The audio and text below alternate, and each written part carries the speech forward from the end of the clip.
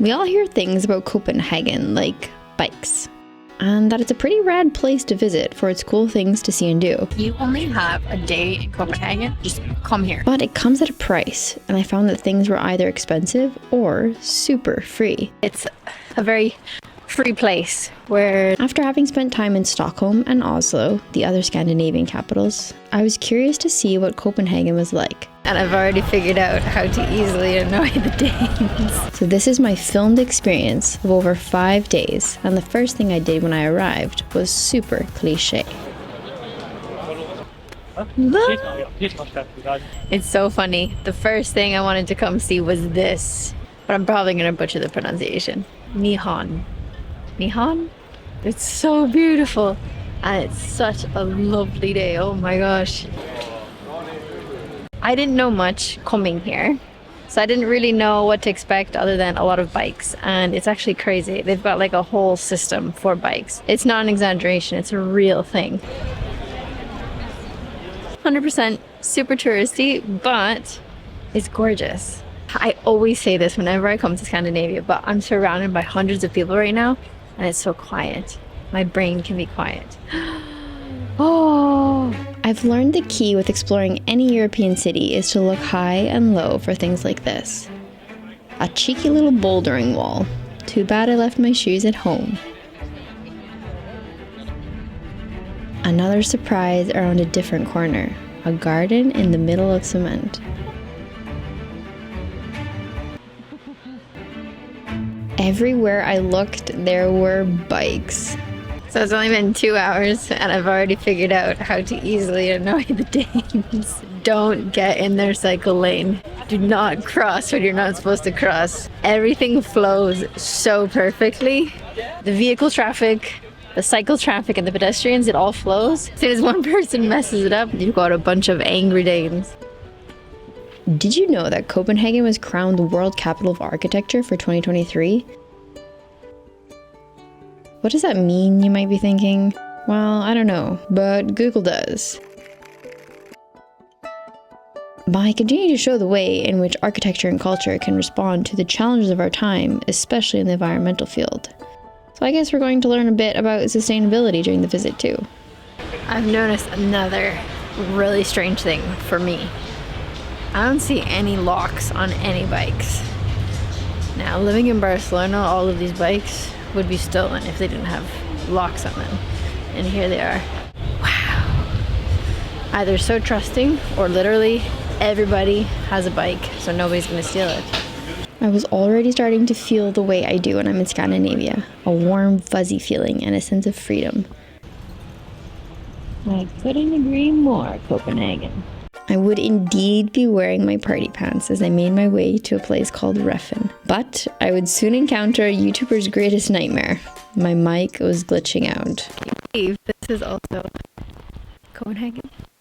I filmed so much for you, but I can't use it. So I guess I'll just have to go back and get a new mic. Look, that one's for sale.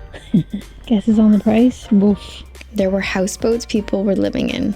And I bumped into the coolest ride in town. I was super close to the street food market now, and what I passed on my way was shocking. There was a community of homes made out of containers that float on the water to make more sustainable and affordable housing. I would 100% live here.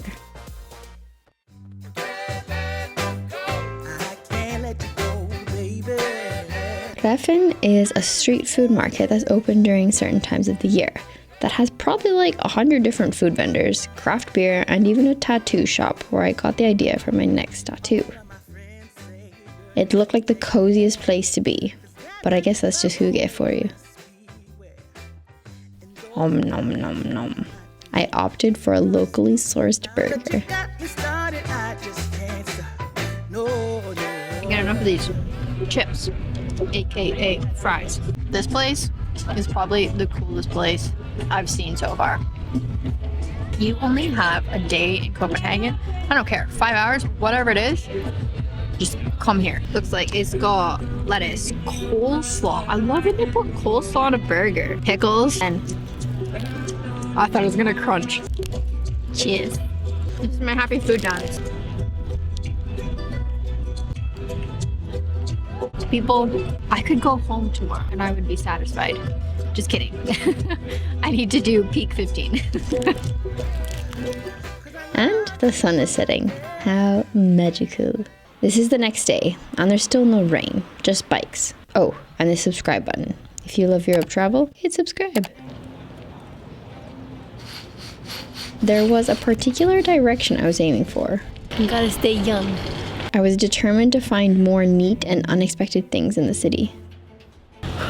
This is cool. Evolve or die. Apparently this brick exhibition was designed to teach us about sustainability. Apparently when constructed in the right way, bricks can last up to 200 years. That's a long ass time. Can't even imagine the world in 200 years.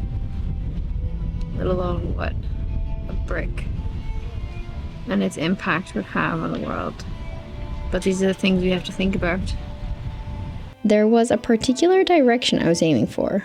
One of the most free things in the whole place. It doesn't look like much, but this is the entrance to what's called Freetown, Christiania. And I came to see what the hype was all about. And for a troll, spoiler alert, I'm not allowed to film here, especially with such an obvious camera and mic that apparently doesn't work. But why is it known as Freetown? In 1971, a group of squatters and artists took over the area, which was an abandoned military base. They claimed it as their own and a free zone outside of the reach of the Danish law. It's a very free place where they can do certain things that you cannot do in other parts of Denmark or even other parts of Europe. If you've ever been to Amsterdam or countries like Canada where certain things are legal, that's what you can expect there. In case you're wondering why I'm beating around the bush, well, there are some topics you can't talk about on YouTube without consequences. So use your green imagination. I have a lot of observations and opinions to share, but I'm gonna leave it for Patreon. And it's just so casual and like weird to see in Europe. And then I stumbled into a free concert. The performer told the crowd that she's the next big thing, but I could never figure out her name. So if you do know it, please tell me in the comments.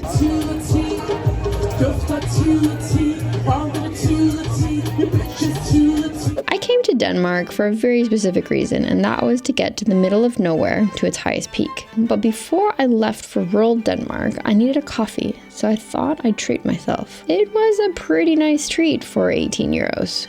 Oh yes, a coffee and 2 pastries. 18 euros. Ouch. No joke. You can pick your jaw up off the floor.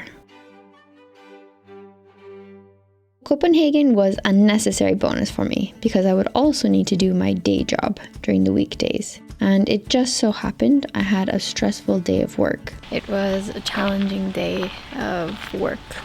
I walked up to the ticket place. I looked at the lady and she's like, "Do you want a ticket?" And I said, "Yeah. Sorry, my brain is fried." And she says, "This will probably help." And it did. I was going down into the dark parts below the city to see a light show and the famous Cisterns. Oh, this is creepy. I feel totally at peace. I did like 3 laps. Each time my eyes seemed to adjust a little bit more. So each time I went through, it seemed like things got brighter. The cisterns are former water reservoirs for the city. It can get as cold as 4 degrees down here, and water is always dripping. 16 million liters of drinking water used to flow down here, and now it's used as an exhibition like this one. By the time this video goes out, this same exhibition should be there, and I highly recommend it if you like art and different kinds of travel experiences. I'm just walking around the park now, drinking in all of the amazing smells. Like, it's just so fresh here. Copenhagen in general has very clean, fresh air. I love when you have cities with this much green in them. At the end of it all, it was clear I loved Copenhagen. In my opinion, you could spend a month in this city alone and not get bored touristing and exploring about. But what are your thoughts on Copenhagen? Whether you visit or not, I'd love to hear in the comments down below.